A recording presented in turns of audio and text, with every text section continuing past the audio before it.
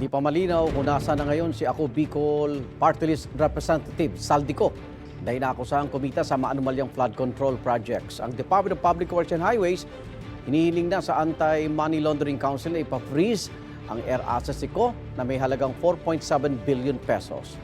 May unang balita si Tina Panganiban Perez. 4.7 billion pesos. Ganyan kalaki ang halaga ng 11 air assets ni Ako Bicol Party List Representative Zaldico base sa listahang isinumite ng Civil Aviation Authority of the Philippines o CAAP sa DPWH. Kabilang ang Gulfstream 350, Bell Helicopter 407, Bell Helicopter 206B3 at Augusta Westland AW 1398. Nakarehistro raw ang mga ito sa Misibis Aviation and Development Corporation, Hightone Construction Development Corporation at QM Builder. Mga kumpanyang may kaugnayan kay Ko ayon sa DPWH. Ang Hightone at ang QM Builders kasama sa 15 contractors na ayon sa Pangulo ay nakakuha ng 100 billion pesos na proyekto mula sa gobyerno.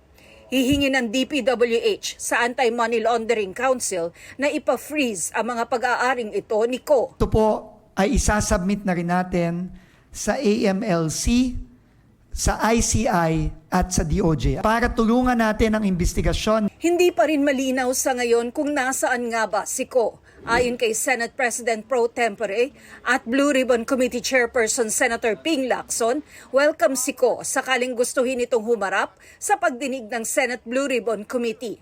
Pero di raw nila ito pwede imbitahan o ipasabina dahil sa interparliamentary courtesy. He is still a congressman and mayroong tradition na voluntarily he can appear and testify or manifest. Pero to send an invitation or even a subpoena, hindi proper. Ang House Infrastructure Committee naman, sinuspinde na ang pag-iimbestiga sa mga flood control project matapos ang dalawang pagdinig. I think the chairs of the three committees had basically agreed na tumatakbo na po yung pong ICI. I think it is best to make a decision that we have to suspend and cooperate na lang po with the ICI. Para ipakita ang pakikipagtulungan ng Kamara sa Independent Commission for Infrastructure, itinurn over ni House Speaker Faustino Boji III sa ICI ang mga nakalap na nitong dokumento at ebidensya. Gayon din ang transcripts ng mga pagdinig ng Infracom. Ito ang unang balita.